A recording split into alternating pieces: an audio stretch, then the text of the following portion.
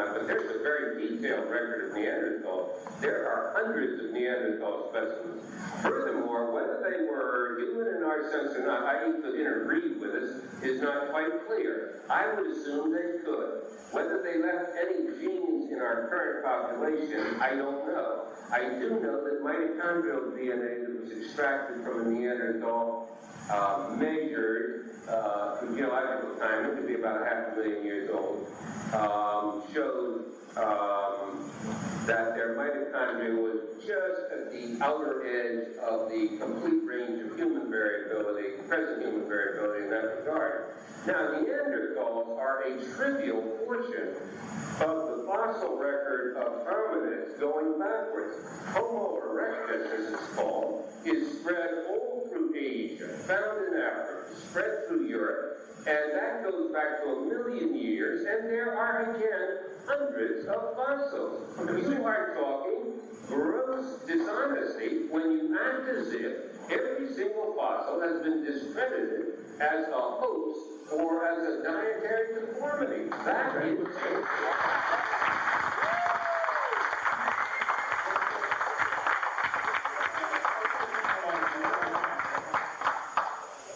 the Neanderthals, about 300 have been found. Their brain is bigger than ours. Their average height is roughly the same as today, 5'9" for the males, 5'3" for the females. The same skull was given to 9 artists. Here's the pictures. They said, what did it look like? They got 9 different pictures. What would you like it to look like? And as anybody knows, an artist can make things, look more ape-like or more human-like. Jack Cavazzo, orthodontist for 32 years, studied the growth bones of the human face and said the bones of your brow ridge never stop growing, as do most bones in your face grow continually. If a person lived past 100 or 200, their bones would be huge over their eyebrow. The Bible teaches right after the flood, people lived to be 400 for a few generations. My contention would be the Neanderthals were simply post-flood people that were living to great age. They're perfectly normal human, and they're recognizable as human. He mentioned Homo erectus. This one has been proven wrong quite some time ago. I'm surprised you would mention that. Just bring it up here. Wait your time for questions, please. Those of you in the audience who have got something to say, then do it in order, please. Okay. Homo erectus. Here we go. Used to be called Java man. Later called Pithecanthropus erectus. The date of evolution is at 500,000 years old, like you said. It was made from the first one was made from a few scraps of bone found in 1891 by a Dutch anatomist named Dr. DeVos. He had gone to evolution to look for missing links. He's not an unbiased observer. He hired a bunch of convicts out of the prison to go find bones. They were rewarded if they found bones and brought them back to him. What he found was an ape skull cap, 3 human teeth, and a thigh bone, which was obviously human. And found 50 feet away a year later. He put them together and said he found the missing link. He hid the fact that he found 2 human skulls in the same area, normal humans. He hid them under his bed, under the floorboard of his cottage there. So the Homo erectus, I think you need to read the book, this book, Bones of Contention, and I'll send you one if you'll read it, about the so-called caveman by Norman Lubenow, who spent 25 years studying all of these. So I think you're mistaken if you think there's evidence. Okay.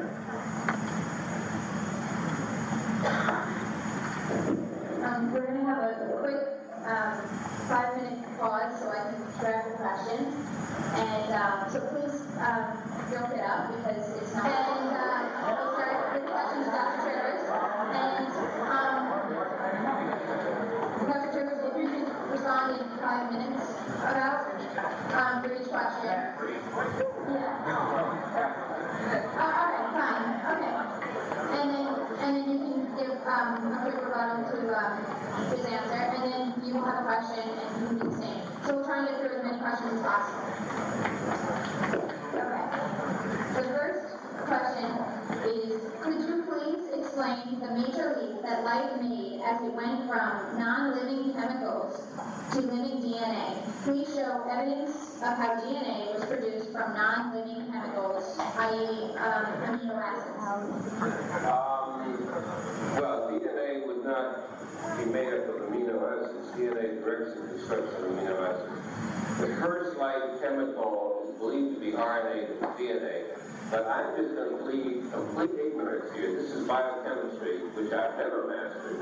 Never even had organic chemistry as a course, and I know a little bit about the story of the transition from non-living material to living molecules, but I don't know about it in any detail. I can say that it is sometimes misrepresented in stuff I've seen on his website as being inherently absurd or implausible. But if a molecule came along that was self-replicating, then natural selection takes over and tends to select for any modifications of that molecule that enhance its ability to propagate itself, to use various chemicals from the surrounding environment and so on. But this is not my field at all. And it's one reason why I had asked Dr. Hogan, and he kindly agreed, to kind of limit our argument, not to stellar evolution, chemical evolution, and even the transition to life, but what happened once life got it. Okay, thank you. Notice what he said. He said, if a molecule came along that was self-replicating, that's a religion.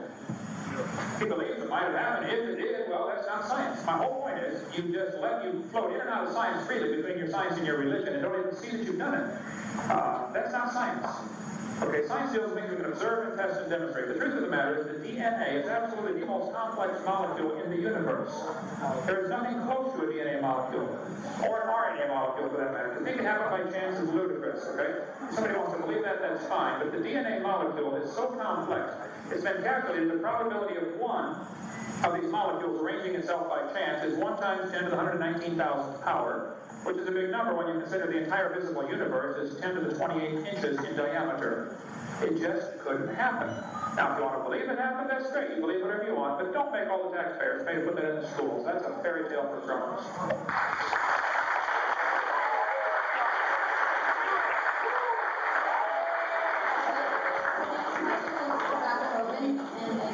Don't chimps and humans share over 90% of their DNA? Chimps and humans do share a large percentage of DNA. They used to think it was 98.6. The truth of the matter is now it's been proven to be 95%. I have the documentation here, if you'd like to get that. Even if there are similarities between humans and chimps in their DNA structure, that does not prove a common ancestor. There are similarities between Hondas and Toyotas, too. They both have 4 wheels and a steering wheel and windows. It doesn't prove any relationship. Okay? Barney Maddox, the leading genome researcher, said, they're trying to eat up my time, I'm sure, is what it is. It's the evidence for their theory, so therefore, it's a bad pun on the back. Dr. Barney Maddox said, and he was the leading genetic genome researcher, he said, concerning these genetic differences, the genetic difference between human and his nearest relative, the chimpanzee, is at least 1.6%. That doesn't sound like much, but calculated out, that's a gap of 48 million nucleotides, and a change of only 3 nucleotides is fatal to an animal. There is no possibility of change. So he's the guy who did it and said it can't happen. They've now proven it's only 95% similarity. Okay. I agree, there are probably 95% similar DNA between humans and chimps and probably lots of creatures. But that still doesn't prove any relationship. I think you could look at the library down the corner here and find out there are thousands of similarities between the books of Shakespeare. It doesn't prove any relationship other than a common author. It doesn't prove that, Hamlet and Macbeth evolved into, Romeo and Juliet. It's just the same author wrote them. The same author wrote the DNA code, which is unbelievably complex. And the author of that code happens to be willing to forgive you for your sin and love you and take you to heaven if you ask him. Thank you.